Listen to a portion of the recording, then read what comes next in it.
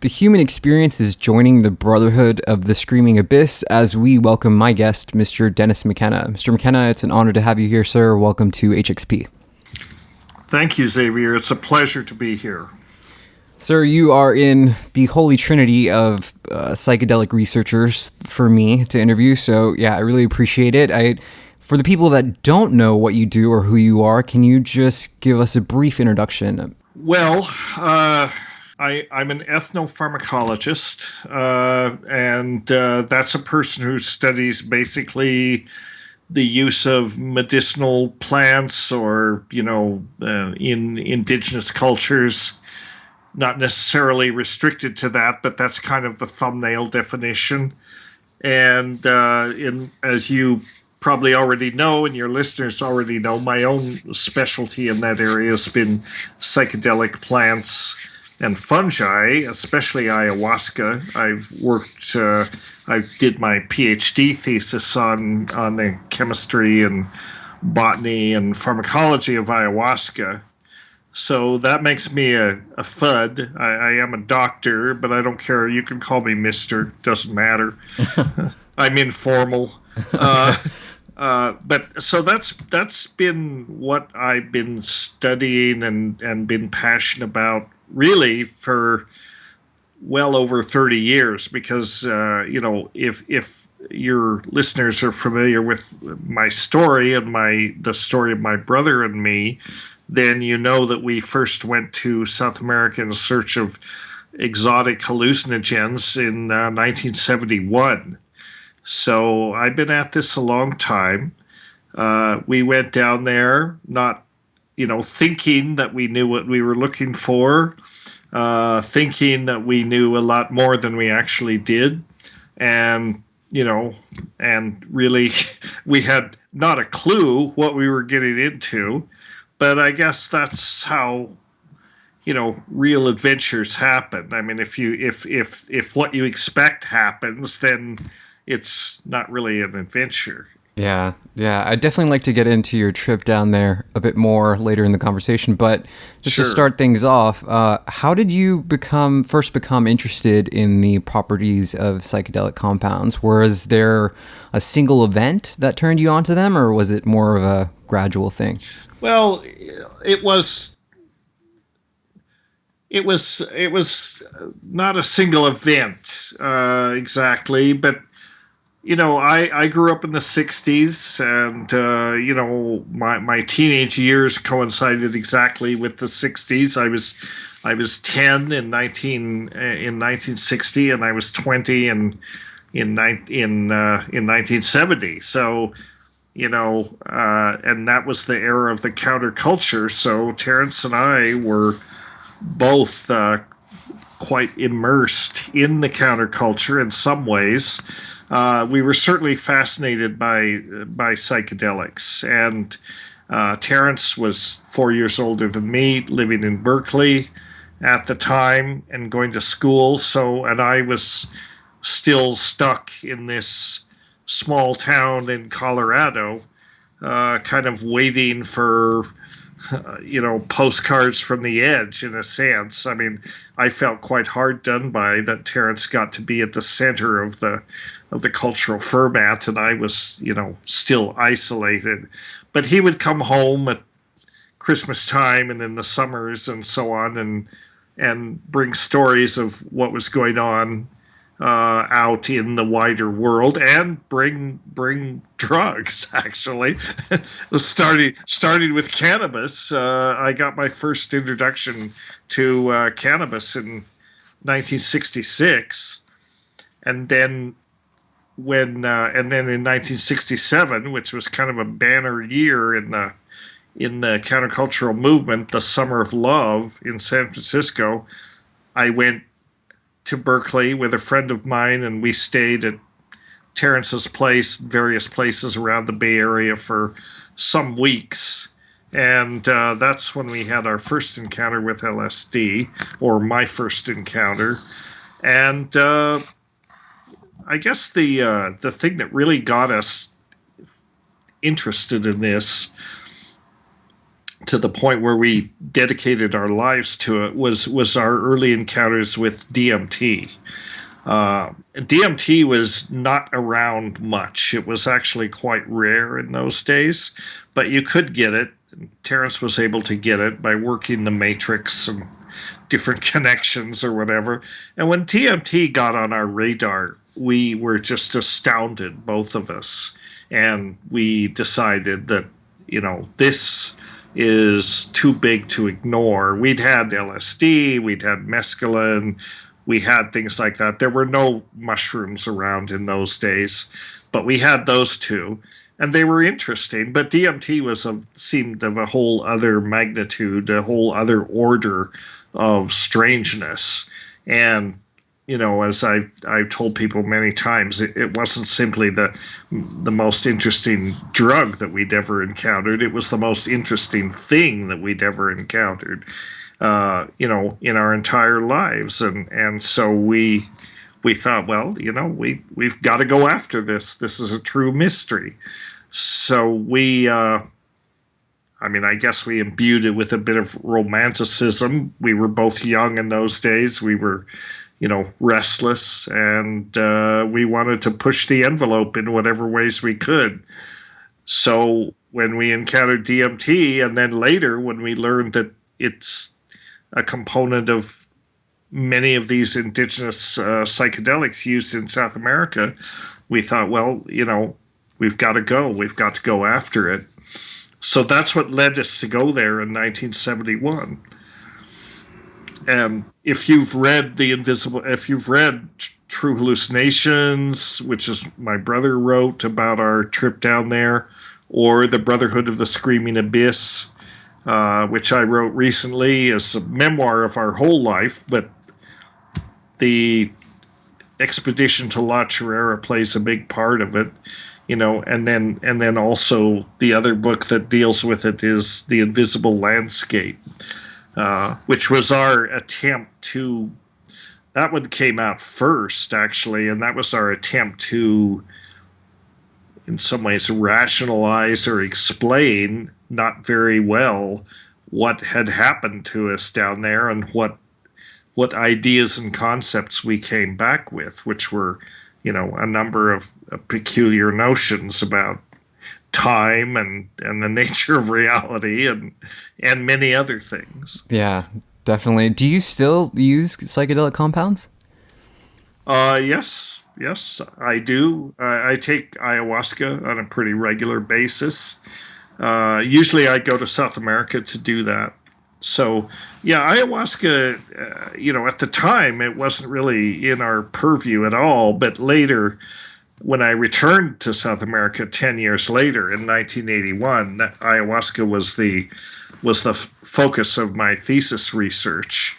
And so I got to know about ayahuasca, within a traditional cultural context at that time. And it's been an important teacher and medicine for me ever since. It's an ally for sure. That and mushrooms, which I still do take, not as much as ayahuasca, but enough to check in.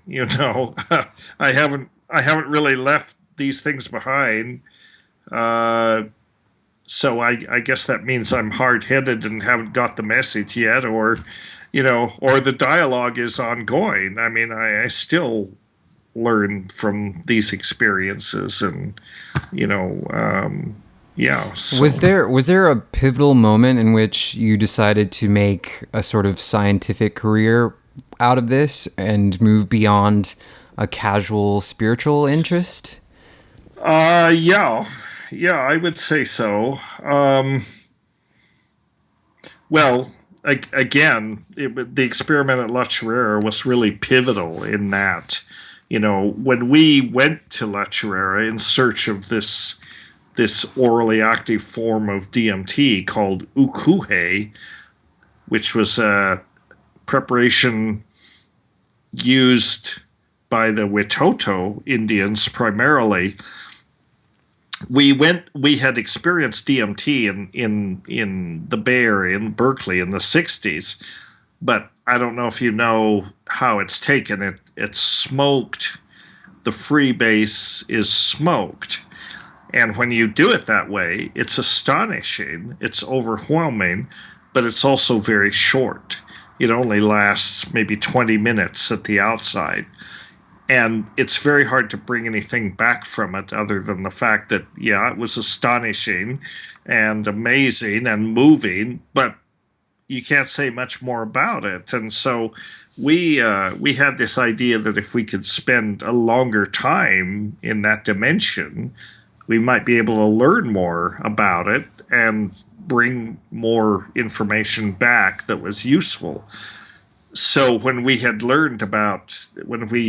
stumbled on this paper by Ari Schultes, who was the famous Harvard ethnobotanist, well known in those circles as kind of the father of ethnobotany and the world's expert at the time on hallucinogenic plants, we stumbled on this paper that he wrote called Virola as an orally active hallucinogen. And Virola is a genus of trees in the nutmeg family, not that that matters, but in a genus of trees that they extract the sap. Essentially, they extract the sap from these trees, which are loaded with DMT and 5-methoxy-DMT. And in some tribes, like the Yanomamo tribe, they prepare them as snuffs. So they grind, they dry the resin down, they dry the sap down, mix it with ashes, powder it, and they take it as a snuff. This other preparation was not that. It was made from Virola resin, but instead of powdering it into a fine powder, they actually made a paste out of it, which was then orally ingested in the form of little pills or little boluses of this sticky resin. Now, the reason that's important is that DMT is not orally active. You have to, which is why you have to take it as a snuff, or in the case of synthetic DMT, it's usually smoked in a free base form, because if you take it orally, it's destroyed by enzymes in the gut called monoamine oxidase inhibitors. And these are there in order to protect from exactly this kind of thing, toxic amines in the diet. It's probably an evolutionary reflection of that has grown up. But if you go around the gut, if you take it as a snuff or you take it by smoking it, it doesn't go through that. So it's active, but it's still very short acting. So the oral activity prolongs it because you change what they call the pharmacokinetics of it. It takes, instead of 10 or 15 minutes, it takes 4 or 5 hours to metabolize. So it's a very different experience and much more of a learning experience in some way. And that's the basis of ayahuasca. That's the basic formulation of ayahuasca is a combination of two plants, one of which contains DMT, the other contains a group of alkaloids called beta-carbolines that are very strong inhibitors of this enzyme, monoamine oxidase. So if you boil these two things up together and take it, it becomes a strong hallucinogenic brew. If you took the DMT plant by itself and drank it, nothing would happen because it would be destroyed by MAO. So I mean, have you ever questioned your sanity at all through this? I mean, I know that some of these experiences are pretty intense. uh, all the time. Some would say I'm, I'm I'm wacko now, but yeah, I mean, I guess if you mean during the experiences, yeah, definitely. There are moments when you begin to wonder if you're losing it, for sure. If they're extremely intense, I have at times, but you know, as you do it, you sort of get a little more accustomed to it, even though the experiences are astonishing and very intense. You learn to navigate in the territory, and you kind of know what to expect. So the focus rarely becomes on the two major concerns. One, am I ever coming back? And two, am I going to die? And well, so far so good, right? I have neither died nor lost it completely. And there are things you can do to kind of keep your center, I guess, keep your balance in these altered states, and experience helps. I don't know exactly if your audience is sophisticated about psychedelics or knowledgeable about it, or not. So I would say they are. Okay, that's good.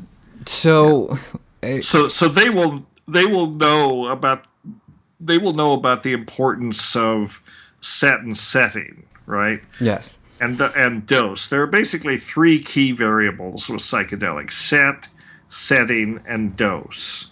And the setting is the setting. It's where you do it, the circumstances that you do it under, and to assure a good outcome of a trip, you have to pay a lot of attention to the right setting. Once you have the setting appropriate, and depending on what you want, it could be various things. But, the important thing is that there be a structure to it. And I think that's really an important aspect of the role of ritual in these experiences. It helps guide it. It provides a context in which it can happen. I mean, you can take psychedelics outside of a group setting. You can take it without a shaman.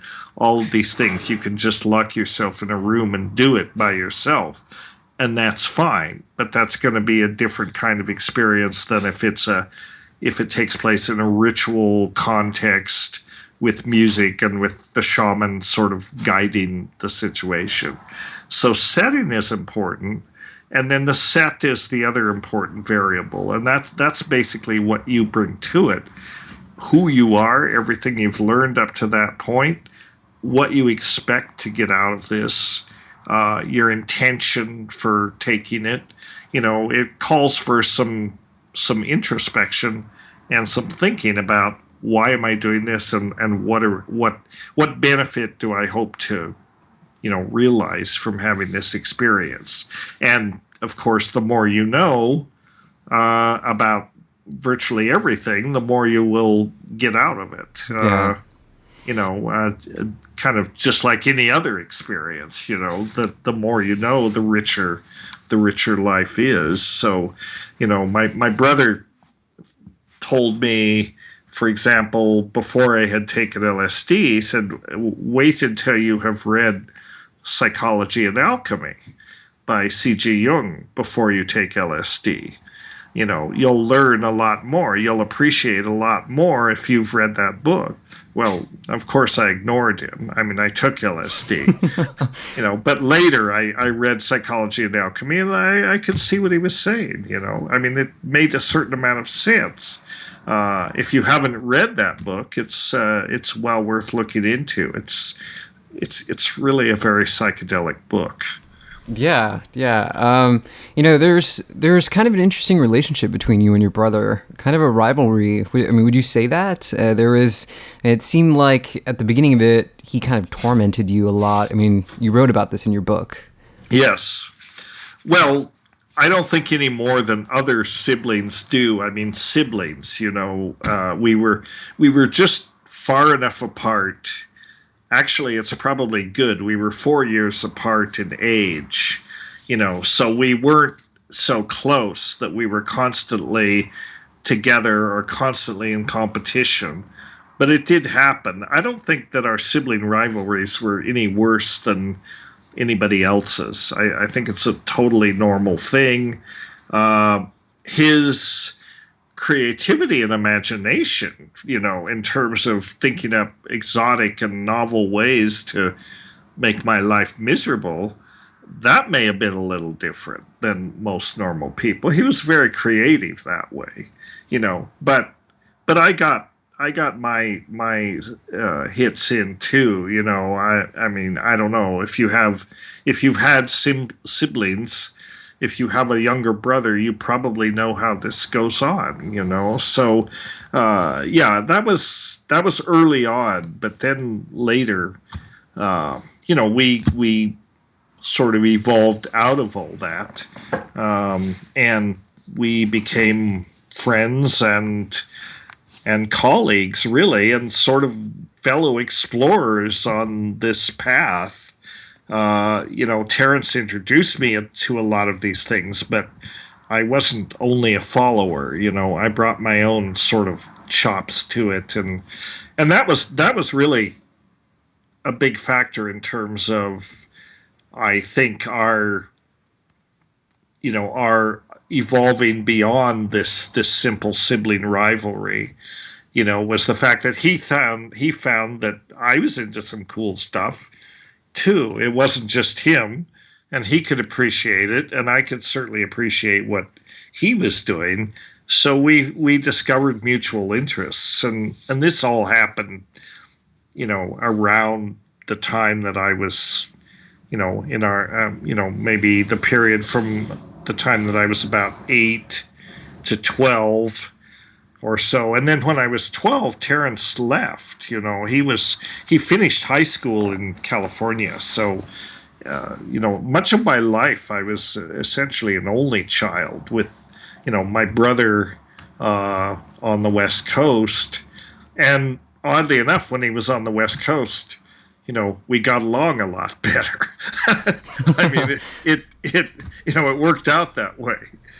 Was there ever something that you felt like Terrence just couldn't understand, or anything that he got challenged with?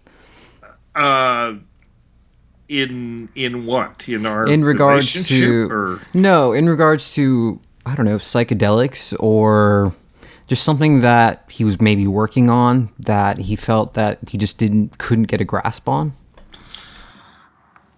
well, uh, I guess the one thing maybe that would fit that is, when we came back from La Chorrera, he at La Chorrera he was downloaded or channeled this whole idea about the time wave, which, if there was an artifact of any kind, or an insight or a discovery that came out of our misadventure at La Chorrera, the time wave was certainly one of those things. And it was a mathematical system based on the I Ching, that purported to describe the structure of time. Yeah, he was getting into novelty theory, time wave zero there, right? All of those things, and later in life when he was working on this, I think he, I mean, in some ways I'm a critic of the time wave. I was always very skeptical about it, whether it really described those things, whether you even could describe those things. I was willing to accept the premise that, the basic premise that time did have a structure, and that novelty does exist, and it ingresses, into reality. This is pure Whiteheadian metaphysics, basically. I disagreed with him that I think the basic idea was sound, but I disagreed with him that, the notion that the time wave really described the structure of time, and that, given that, it could be used to predict events. And as it turned out, it wasn't it wasn't so good for that. Nothing really happened in 2012. Nothing really happened in 2012, and 2012 was just one of several dates. That was the whole conundrum with the time wave zero. How do you lay that energy wave across time? Where do you postulate the beginning and the end point? It's hard to know. There's no mathematical way to evaluate novelty, and this was an attempt to do that. But my criticism of his approach was that it was always based on just subjective interpretation. I had two problems with the time wave. One was he was the only person who could interpret it, right? Because the interpretation was subjective, and he was unable to state what would disprove it. What would be the criterion or the piece of evidence that would completely sort of invalidate the theory. And he would never go there. He was unable to define it. And theories, if they want to, if they want to qualify for that name, a theory has to state what disproves it, what will overturn it, or at least not, in science, which is kind of the game we're playing here, you never prove theories. You can only disprove them. There's because theories are not settled matters. I mean, if you look at cosmology, for example, or physics, Einstein's theories of relativity are pretty accepted.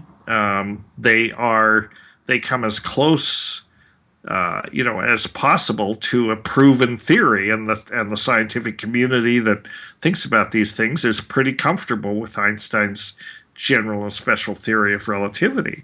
But you always have to keep the door open that next week or tomorrow or 100 years from now we'll make a discovery that will completely overturn those theories, or make it necessary to modify them in a radical way so that they're not really those theories anymore. That's science at its best. Science develops theories. They develop models and hypotheses about the way the world works, about certain phenomena. And then, if it's honest with itself, which, it often isn't, because science is a whole lot of things. It doesn't happen in a pure vacuum, as perhaps ideally it should, but assuming that it does, so science develops models, it develops hypotheses, and then you try like hell to disprove them. That's the way it works. You try to say, what does this theory not explain? Mm-hmm. And that was the problem with the time wave. He could not articulate what would invalidate the theory. So it's not a theory. It's an idea. It's a model. But is the model supported by evidence? Probably not. And eventually, there were various ways that you could examine the theory to try to figure out if there was something there, but a lot of it in his case had to do with the end point. And finally he got around to defining this end point as December 21st, 2012, for various reasons. It wasn't only that it happened to coincide with the end of the Mayan calendar. That actually came a bit later, after he had postulated an endpoint close to that date, but not exactly that date.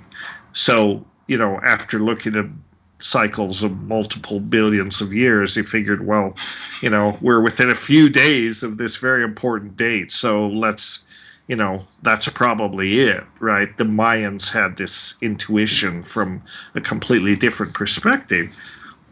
But as we now know, 3 years later, actually not much happened on December 21st, 2012. Yeah. Much to everyone's disappointment. Yeah. I was hoping, believe me, but I wasn't really expecting much. I mean, what did you think would happen? I mean, what did you Oh, hope for? all the speculations, I mean, if you just base it on the time wave, the idea was that this ingression of novelty, into the continuum of would just accelerate to a point where where the density of novelty was so high that you were essentially in a singularity. Wow. We didn't know what would happen. It would be some sort of collapse, really, of the space-time continuum. It's what happened when you come to the end of time. I mean, but who knows? Because Yeah. it's never happened, Yeah. and in that sense, it probably never will happen. So it was. It's very difficult to predict the end of the world. It's almost always you're going to be disappointed. Or if you do, just don't give a specific date. Well, Keep it as exactly, open as exactly. possible. Yeah, exactly. And in that sense, I think that the theory is valid in a certain sense. I think you don't need the time wave. I think we all share a certain sense that things are accelerating and they're getting stranger and stranger. And, I mean, all you have to do is look around, and if you try and think back how the world is today versus how it was even 10 or 15 years ago, things are much stranger, and they do, events do seem to be accelerating, Yeah. whatever that means, whether that's an effect of the internet and the instantaneous communication that we have, whether the global network is in some way becoming conscious, is wakening up to itself. That was one of the scenarios that we tossed around as to what happened. Maybe that's happening. I don't know. I do think, in a sense, that you know in broad conception overall, the theory was right in that that novelty, the density of novelty is increasing, but to to tie it to a specific date, I think that was an error. And it doesn't work that way. Novelty does not ingress into the continuum in that way. Uh, uh, uh, there are events which are certainly novel, and Terence was fond of talking about. An example was the detonation of the atomic bomb over Hiroshima. That was certainly a novel event, but what about all the events that had to happen in order to lead up to that? They were much quieter, but they were key events, ranging from the point when Einstein, thinking about the nature of space-time and so on, thought up the equations that postulate that it would be possible to build an atomic bomb or something like that, convert matter into energy. And then all the research with the Manhattan Project, the research on nuclear fission that went on with Oppenheimer and Fermi's group at Chicago. These were all novel events too, but nobody noticed because they were happening in the background. And then when the bomb finally exploded, that was the novel event. But, it was certainly a novel event, but it wasn't the novel event. So his idea was that novelty kind of explodes into history, and my idea is sort of that it leaks into history. And nobody notices until you go down and the basement is flooded, that kind of thing, if that makes sense. Yeah, yeah, it really does. Your experiment at La Chorrera was probably one of the most interesting things I've ever read. Can you get a little bit more into that? I mean, you're trying to create a fourth dimensional superconductive thing with mushrooms and ayahuasca and other things. How does that occur? How does that occur? Well, you're going into an area where uh, it's difficult to discuss it. And not that I don't want to discuss it, but that's one reason that I wrote my book. Uh, was so that I wouldn't have to keep explaining this. Okay. And because it's hard to explain it, it's hard to reconstruct it because it was so confusing at the time, and so I wrote the book so that I would have an opportunity to sit down without people having any expectation and explain to myself what happened or reflect on it and try to unpack it and explicate it. And so I have, like, there are about 3 or 4 chapters in the book that is basically about all of that stuff because, there's no doubt that our trip to La Chorrera and our attempt to do this thing, whatever it was a pivotal occurrence in both of our lives. I mean, Terence and my life in some way can be defined as pre-La Chorrera and post-La Chorrera. Wow. And we were only 20. I was 20. He was 24 when we went to La Chorrera. So most of it has been post-La Chorrera. And a lot of it has been reflecting on, our lives have been lived out in the light of that just very peculiar adventure and experience that we sort of, we got in way over our heads. I mean, we had no idea really what we were getting into. So I don't want to get into it because it's hard to explain. People have to read the book. Yeah, we'll just get people to go read the book. Yeah. So yeah. I mean, why the Brotherhood of the Screaming Abyss? Where did that come from? Oh, that I can tell you. Well, the Brotherhood of the Screaming Abyss harkens back to our common interest in science fiction when we were teenagers. And one of the writers that we were fascinated by was H.P. Lovecraft. And I don't know if you're familiar with Lovecraft, but he was a horror writer in the 20s, and he was always talking about the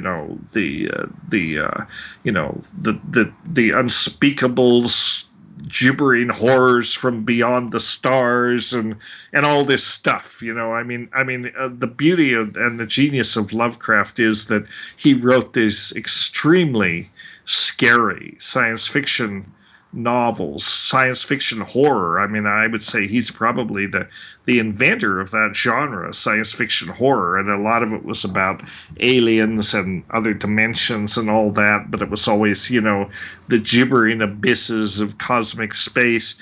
You never actually described very clearly what these things were. He left that to your imagination, But so when we were going to South America in quest of this secret, which we thought was this exotic Witoto hallucinogen, but actually there was a secret, but that wasn't it, as we found out later. But we described ourselves as the Brotherhood of the Screaming Abyss, basically, and in a nod to H.P. Lovecraft. It was tongue in cheek, right?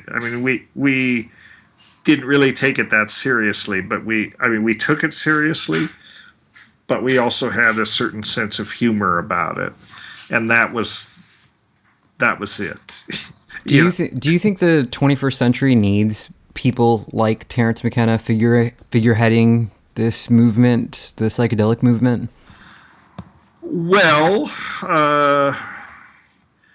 obviously not, because he's been gone for 15 years, which is amazing. When I stopped to reflect on that, it was 15 years ago this month that he passed on, and the psychedelic movement is more active and vibrant today than it ever was in his day, but I would say also that it does need Terence, and it has Terence.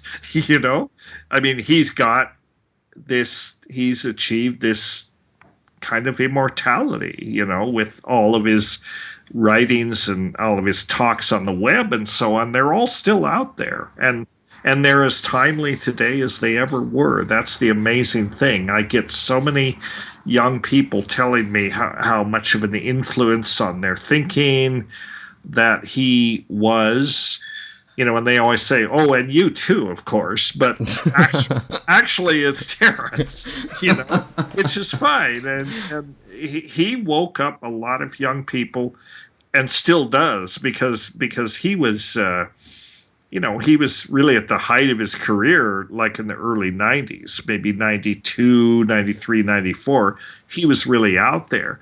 A lot of the folks that come up to me, or people that sign up for my classes, they were in diapers at that point, but, or, quite young. So as they grew up and became adolescents and then young adults, they discovered Terence's ideas and writings, and they were influential on them. And so many people have told me, I feel like everything I've learned, I owe to Terence.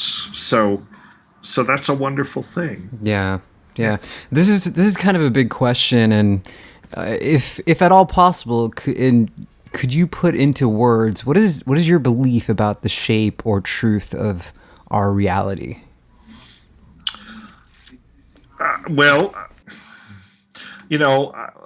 I can always take the scientific cop out, which is always a safe place to retreat to when you don't know the answer. But the answer is we don't know the answer. Science is great because you can always say, well, we can suspend judgment. And that is the essence of the scientific stance. You can always say, we do not have enough data to really answer this question. More data. More data is needed to resolve this question. And of course, in the way that science is practiced these days, you quickly follow up, oh yes, we need more data, and by the way, we need more funding, and we need, all the things that science runs on these days. But it's okay to say that we have an incomplete picture of reality, which we do. If you just look around, science is very, very good at dissecting and defining very small segments of reality, but it's not so good at putting everything together into a whole picture, a coherent picture of reality. And then you have the problem also, which is one thing that psychedelics certainly teach you. They teach you a lot of things, but one thing they clearly teach you is that really we are immersed in a hallucination all the time. Consciousness itself is a reflection of a neurochemical brain state of some kind. And, is it real? Is what we see on psychedelics real versus what we see in quote unquote normal consciousness real? I think neither one is that real. Both of them are aspects of this model of reality that we create, that our brain creates, and it's necessary for it to do that. Otherwise, it would be a blooming, buzzing confusion. A lot of what the brain does is it takes the raw datum of experience, which physics tells us, if we believe our instruments, that external reality doesn't look anything like we experience reality. Everything is energy and vibrations, and it's a quantum. It's a quantum state. Well, that's not how we experience reality most of the time. Most of the time, even on psychedelics, reality has a certain coherence to it. So I think the answer is we don't totally know, but I think that very much we live inside of a hallucination that our brains create, or we're the producers, directors, and the stars of our own movie. And we call it the reality story, and everyone has their own, but they're close enough that there's something called consensus reality, but it's still a collective hallucination in some ways. Nobody knows what the fundamental nature of reality is, because whatever it is, whatever comes to us from the outside, comes to us through this sensory neural gating system, if you will. It's filtered and it makes sense. I mean, it's filtered and reconstructed so that it does make sense. This is a lot of what the brain does. Am I making Yeah, sense? yeah, absolutely. Yeah. I mean, so this is one reason psychedelics are so interesting, and particularly DMT, I think, because in certain cases, DMT kind of lets you step out of that framework and you get to look at reality in the raw, if you will. It's like you can turn the circuit board over, and see how this thing is wired, this reality machine, and you see, oh, okay, this is how it works, right? Normally you don't get to do that. You don't get to look at the nuts and bolts of it. So DMT gives you a few minutes where you can actually look at reality unfiltered, which is why it's so overwhelming and so fascinating. You can actually see the machinery that's generating this reality So hallucination. do you think that these shamanic type experiences, hallucinations, have an objective reality? Do they kind of coincide with what we experience here? I think that this is the $64,000 question. I think that we cannot really answer that question. And I'm not even sure it's the right question. In other words, when you start bandying about these terms like, is it real, is it not real, is it inside, is it outside, are there other dimensions that you can access, or is this all just a hallucination? uh, you know these are all charged terms and they encourage fuzzy thinking. I mean, I'm not sure it's possible to think clearly about those. For me to say, well, okay, you take ayahuasca and I see, these places, these entities and all that, and people say, well, it's just a hallucination, or is this just a hallucination? And the key word there is just, right? Because what's implied there is, well, if it's just a hallucination, it has no value and it has no reality, right? But I submit to you that what we experience in normal waking consciousness, that's also just a hallucination, you know. But it is, but we need to get the word just out of it, because yes, it's a hallucination. It is what it is.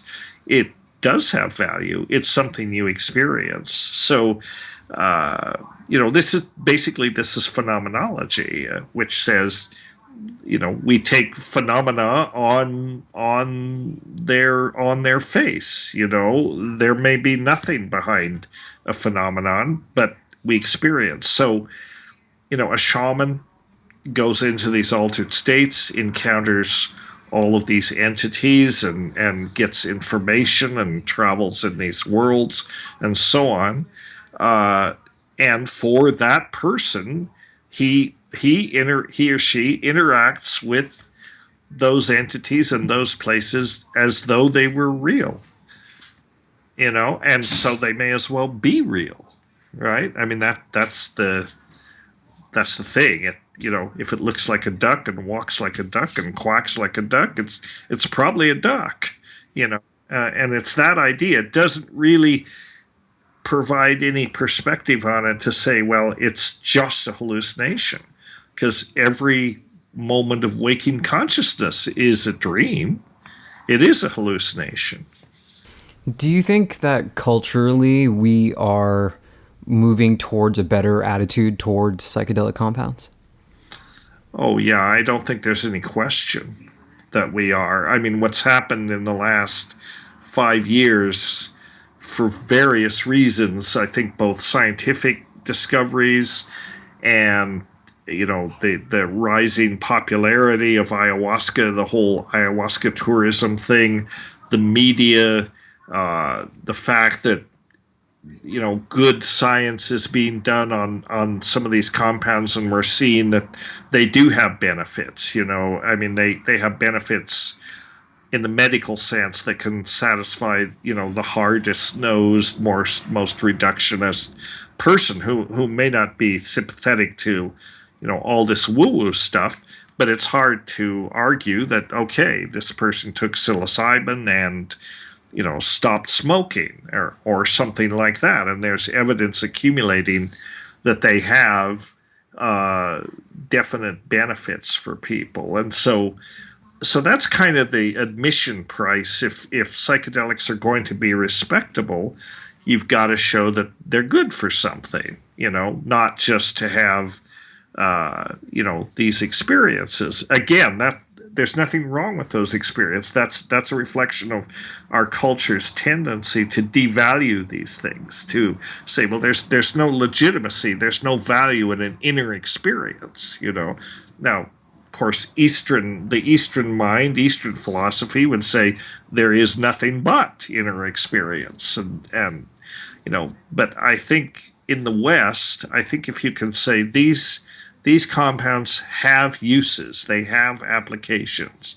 They can be used to treat PTSD. They can be used to interrupt addictions. They can be used for, help people with existential anxiety at the end of life.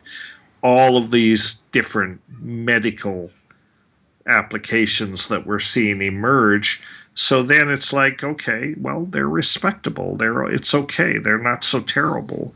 And in the meantime, a lot of the reason this is coming out is because we've had 40 years to get used to them, 40 years to learn about them since they I mean, even longer, but in the sense that there was a big backlash against them at the end of the 60s, and nobody knew what they were. They were completely terrifying. So to the governments. And the reason they were terrifying to the governments is that they didn't understand them, and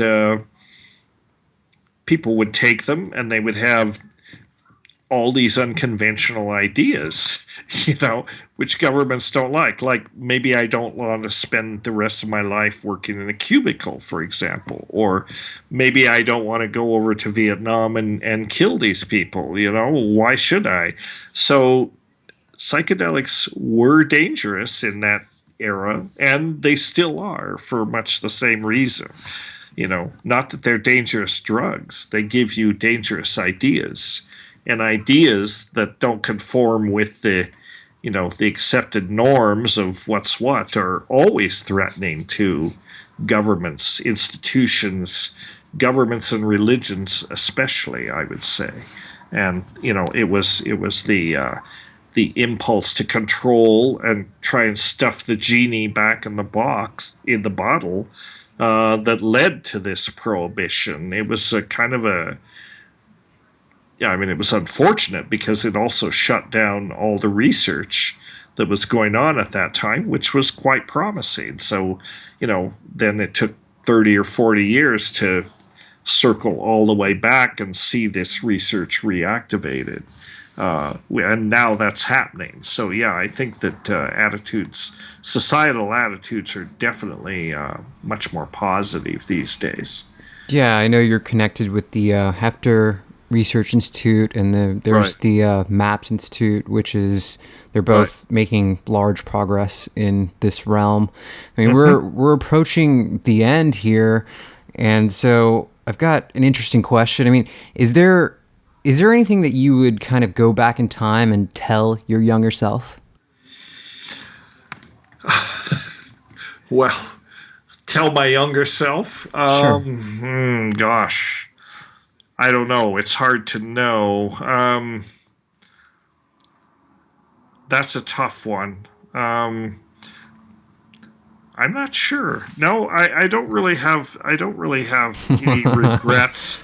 I guess if I was going to tell my younger self, anything, I would say, uh, in terms of my academic and professional interests, it sounds odd for me to say it, but I would say be more specialized. one of my problems as an academic is I'm so interdisciplinary that I don't fit in anywhere. And, I've worked in neuroscience and I've done postdocs in neuroscience, but then the question is, well, you're a botanist. What are you doing in neuroscience? And then the botanists say, well, you're a pharmacologist. What are you doing in botany? And so, in a way, my interests have been so diverse that I have never really specialized. But in some ways, I feel like maybe I could have been more effective if I had specialized, if I'd become a medicinal chemist or a psychiatrist or something like that. Maybe I didn't have the discipline to go through that and reach those points. But I mean, it's a tricky thing. I have friends, I have colleagues in the Hefter Institute and elsewhere who, they have gone through that. But they've always kept their interest in psychedelics kind of on the back burners, but they never lose it. But to go through these professions and acquire the professional status that you have to have, institutions do their best to brainwash you. And, by the time you get through it, you've forgotten about why you started. You've forgotten about the motivations that led you to undertake this. And then, you're just boring. And it hasn't happened to me, but it hasn't been good for my professional advancement either, particularly. So, but I have no regrets. I feel privileged to be part of the Hefter Institute, and I worked with great colleagues. So, life is what it is. I appreciate that answer. What does the future hold for you, sir? I mean, is there any new project or avenues of research that you're kind of getting into? Yeah. Various things. I have been doing a lot of retreats in South America lately with ayahuasca, where I basically I work with a center there that it's not an ayahuasca center exactly, but they do other things as well. It's kind of a tourist lodge kind of thing. But they they allow ayahuasca retreats maybe once or twice a year. And I've found a shaman that they introduced me to that I really like this guy and I like working with them. So I've been bringing people down there to have these retreats, and it's very interesting and rewarding to see people come down and have these amazing transformative experiences. And the impulse, being a scientist, my impulse is, well, that would be enough. But being a scientist, my impulse is, let's do some science around this. Let's do some clinical studies. I mean, the thing with ayahuasca is for various reasons, you probably are not going to see clinical studies with ayahuasca done in the States because it doesn't fit into the paradigm. You can do it with MDMA, you can do it with psilocybin, you can do these things. The FDA is okay with synthetic substances. They're not so receptive to plant preparations. And ayahuasca is quintessentially an herbal medicine. So it's hard to do clinical studies in the States for various reasons because of this. I mean, for one thing, there's, it's the same conundrum that faces cannabis research. There is no authorized source of ayahuasca. There isn't a government licensed ayahuasca grower. So you can't get the material. And it's kind of like cannabis, where the only legitimate source of cannabis medicine is National Institute on Drug Abuse. They control the supply for clinical studies, and generally the weed that they have is pretty much garbage. So it's hard to carry out a good study. And what I've been saying is, well, why do we need to work within that FDA box. Why don't we just go to Peru and do these clinical studies? So in the future, and probably in the fairly near future, that's what we're going to do. We have a perfect venue to do it. We have a very good practitioner. We have connections with medical people in Peru, and also we've got Hefter and all that. So I think we're going to do some clinical studies down there in the next few years. One of the problems is, what are we going to screen for? What are we going to look to treat? And of the spectrum of possible, therapeutic targets, and there is no ideal one. It's hard to decide. Is it going to be addiction? Is it going to be PTSD? Is it going to be hospice, end of life? I mean, these are what Hefter's investigating now, but how do you shift that down to Peru and do a different medicine? And is it even necessary? So Yeah. we'll see what the outcome is in a couple of years. Well, Mr. McKenna, I really appreciate you making the time. Where can people find your work? They can buy the book off Amazon, the Brotherhood of the Screaming Abyss, and then I have a website of the same name without the, so just brotherhoodofthescreamingabyss.com. You can order the book there, and get a signed copy. So that's useful. I don't charge for the signature. Yeah, you can just order the book from there, or you can get it off Amazon. I have to. My inventory on Amazon is getting low. I intend to send another bunch to them, so there should be plenty on Amazon. Those two things are the easiest way to get my book. And the rest of it it's just out there. Put my name into YouTube and all kinds of stuff comes up. Well, you heard it here, guys. Thank you so much for listening. This is The Human Experience. My name is Xavier, and my guest, Mr. Dennis McKenna. Thank you so much for being here, Dennis. It was a pleasure. We will see you guys next week. Thanks.